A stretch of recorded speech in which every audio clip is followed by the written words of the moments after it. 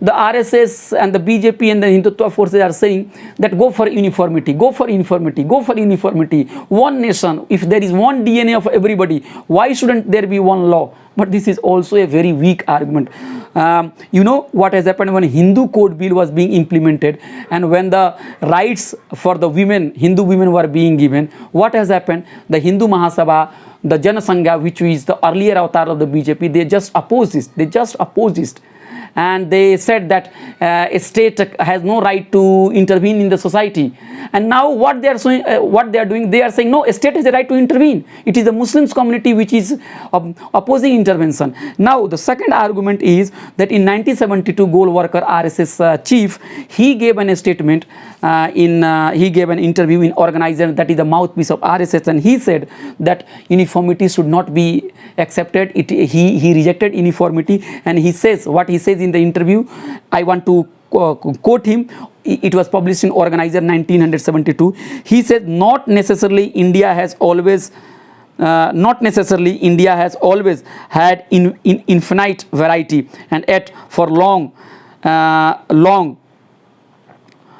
stretches of time we are a very strong and united nation.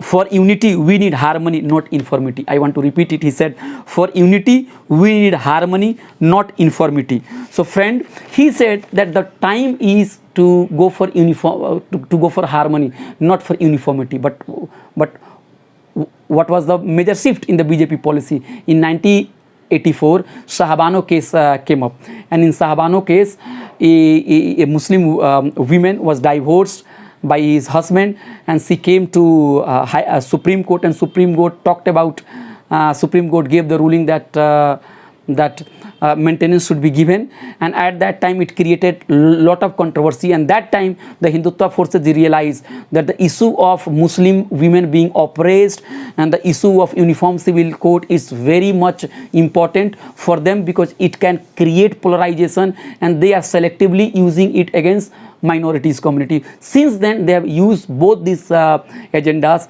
and but it was not the case in the history. Golwalkar opposed uniformity, but after late 1980s they accepted it, and it has been part of BJP's agenda. Bhimrao Ambedkar, they are also misquoting Bhimrao Ambedkar, Baba Saheb Ambedkar, and they are saying Ambedkar was for the uniformity and he was for the uniform civil code, and so many seminars are being organized in Indian university. But the reality is that BJP and RSS is wrong. Bhimrao Ambedkar in Constituent Assembly, when he heard all debates, he stood up and he said that a state should not impose any law that people are not ready to accept it. If a state goes for that kind of forceful law, then what will happen? That people will rise in rebellion. And I want to quote you, no government can exercise its power in such a manner so as to provoke the Muslim community to rise in rebellion. So Ambedkar said, do not do it. There is, if people are not ready, government cannot make such laws. So this is the reality. Friends, I am not saying that reform should not take place. I am not defending reactionary practices. Reform must take place. The wheel of reform must go on. But one thing we have to keep in mind, that the issue of women is not only exclusive to Muslims community. Hindu women, Muslim women, Christian women, Sikh women, they are all facing problem. There may be some similarities in their cases. There may be some variety in their cases. So we should not try to communalize it, and we should ask, are not Hindu women facing the problem of dowry? Are not they killed in the name of dowry? Are they not divorced? Are they not facing sexual assault? Are they not being raped?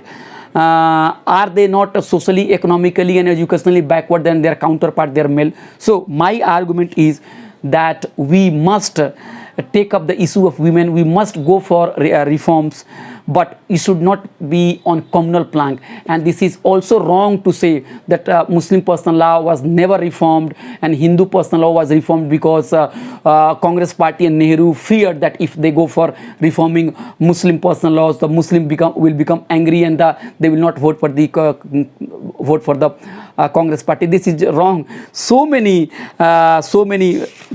acts were passed, enacted in colonial time, colonial time. For example, Sharia Act was passed in 1937.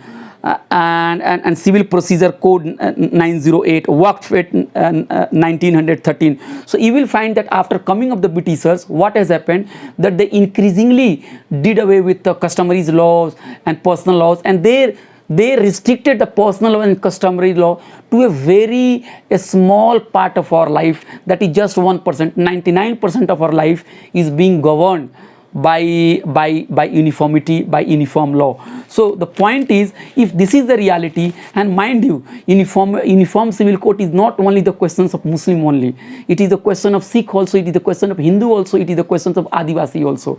And one thing you have to keep in mind, that that uniformity is desire, it is a wish, but diversity is reality. So in legal science, in law, people are talking about pluralism, legal pluralism. So the best law is one that accommodates the interest and the cultures of everybody. We should celebrate our multicultural ethos. But why they are bringing uniform civil code? I am sure that it is very controversial issue, and government will find very difficult. The government will find difficulty in bringing the draft. But why they have brought this issue to the center stage? Very simple answer to this is, Uttar Pradesh election is coming, and so many important elections is coming, and this issue will polarize voters. Hindus versus Muslims will happen, and the failure of the government will be forgotten by the people, and they will again start fighting on the issue of religion. That is what they want, that is what the government wants. So the need of the hour is that secular forces must get united. We should not get provoked, and we should fight this conspiracy. Please send your comments and your suggestions so that I could improve it. Thank you very much.